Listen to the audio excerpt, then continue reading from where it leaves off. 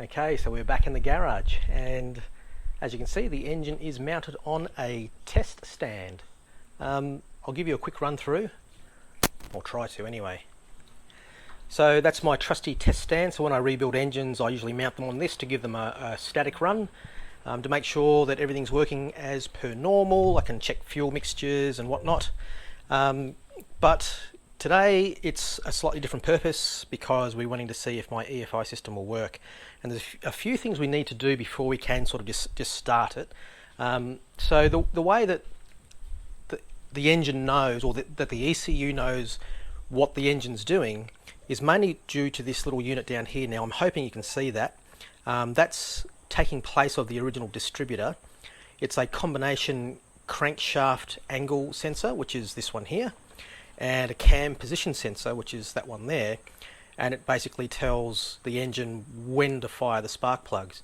But as it is, it doesn't know anything. It has no idea what it's pointing to, so you have to go in and set up your triggers. And it's a little bit tricky because you need to be able to determine top dead center, and you can see I'm pointing to the 0 there. That's where the 0 is on my crank pulley.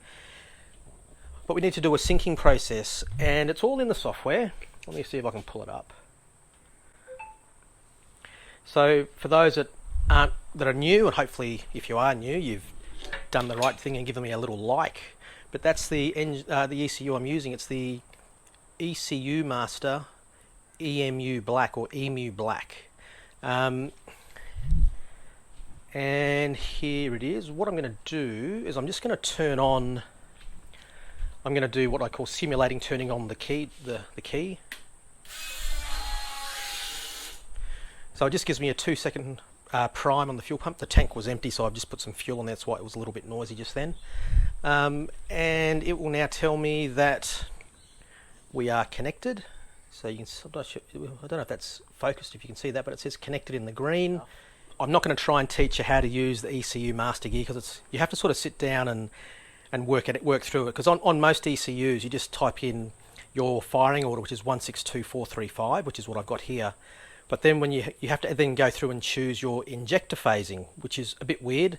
It's a little bit confusing. I'm not going to go through it here. I understand it if I sit down and look at it for 5 minutes, but if I'm doing it on the fly, I have to really, really think hard, and that's not going to be good for anyone. So when you're first syncing up, what you've got to do is, because we're using EFI, is we're connecting a spark plug test lead from the coil to the plug, because my timing light won't read off a coil properly. And then what you've got to do is disconnect your fuel, so that you want to crank the engine with the timing light on to verify that your top dead center here correlates with what's on the ECU. And I've gone and done that, and I can try and show you a little bit about how that works. So what we've had to do is go into the trigger table, and then down to the primary trigger, which is the crank angle sensor, and we've got it, we're telling it it's got 6 cylinders. We've got the number of teeth minus, including the missing teeth. It's a 60 minus 2. I had to get Rama to help me understand this, but he set it at the first trigger tooth being number 16, and the trigger angle being, well, we started off at 60, I think, and then it was a matter of cranking it to see where it fell. So what I'll do now is I'll just whiz the camera over there. I've actually pulled out the relay for my injectors, so the injectors won't fire. I've got my timing light set up, and I've got a remote starter hooked up over here because I can't reach the button. But just through there, I don't know whether we'll see that. I'll see if I can put the camera right in there. Let me try this. Whoop, hit the button accidentally, and I've got the wires wrapped around everything. So when I hit the starter button, we should see the light flash. Here we go.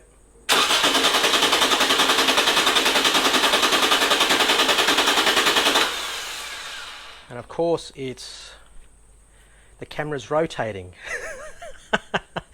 How can I do this? Let me try this.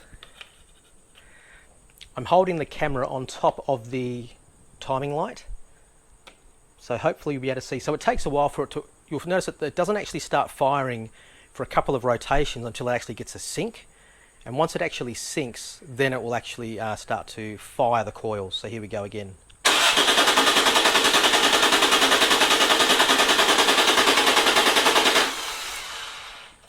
So hopefully that will show up and you'll be able to see that we've got it adjusted to being the 0 at top dead center. Actually,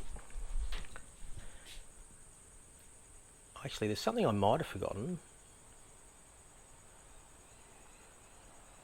Ignition angle lock. So I've just enabled the ignition angle lock at 0. I just want to go and double check that because it didn't look like it was quite at 0 then, but let's see if it is now.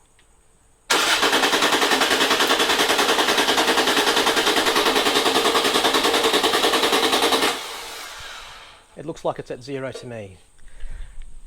So obviously you've got to make sure that you go and uncheck the angle lock, because if you don't, it means that your ignition table is not going to be following anything. So that's how we sync the crank and the camshaft sensors. If it's a little bit off, you can adjust it in, let me see, can I see the camera here? You can, in here where it says trigger angle, we've got 66 degrees. You can modify that, like go up or down a few degrees either way until you get to the 0 to be right at top dead center, or whatever you set that to, depending on your crankshaft pulley, but mine's got a 0 at the top, which is good. Alright, so I'm not going to talk about other settings because that's all really brain melting stuff. The big thing is now to give it a crank and see if it'll fire. I'm just going to give the engine a crank and hopefully we'll hear some nice turbo noises, maybe.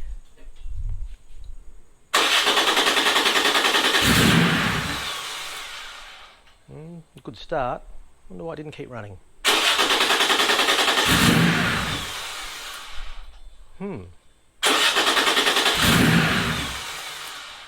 I feel like my idle valve isn't doing its job.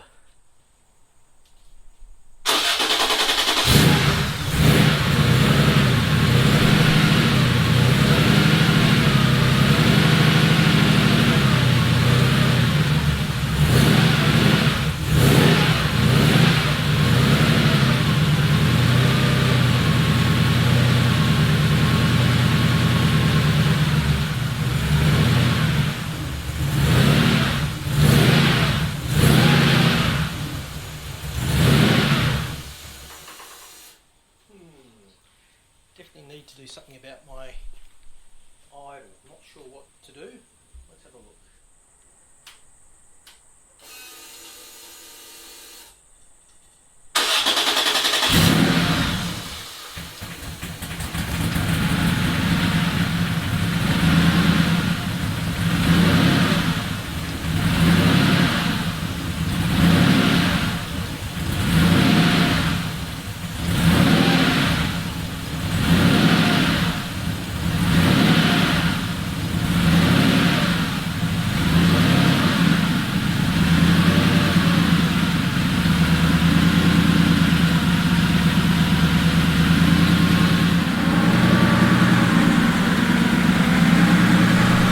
Give it a little rev.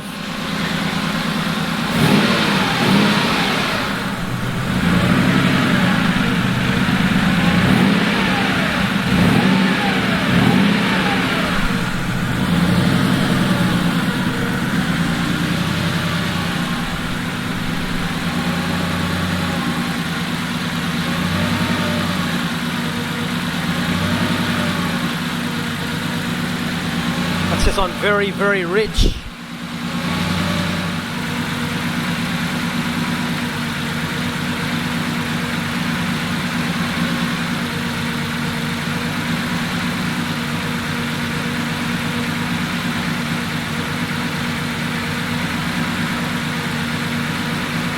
That seems a little happier there, but I think as it warms up it changes, so there's going to be some compromises to be made. So it runs, the engine's fine as I said, because I haven't rebuilt the engine, it's as it was. But at least the ECU and the EFI works. Now it's a matter of setting everything up, and this is where I'm going to struggle a lot. I mean, I spent a couple of hours on the phone with Rama, and the great thing about using Rama is that he actually can remote into your laptop and talk to him on the phone, and he walks you through everything, and he makes all the adjustments as you go, and he helped me figure out a few issues. One of the main issue I had this morning was because I was obviously running the car on the stock CIS injection. I was just running the stock spark plugs, and I'd actually forgotten to change to a resistor spark plug. And what was happening was the engine was starting and running for about 10 seconds and then cutting out, running for 10 seconds and cutting out. And as soon as we put the correct resistor spark plugs in, it just kept running. And then he was able to actually do a little bit of work on the map just to try and dial in the idle. But yeah, so I need to do a little bit more work into figuring out starting when it's cold, enrichments, etc., etc. But on the whole, I'm pretty happy. So it runs, and I think the next stage is to probably think about getting it into the car. The only thing is, before I can think about putting this into my car, I've got to start work on this. It's just everywhere. It's just so bad.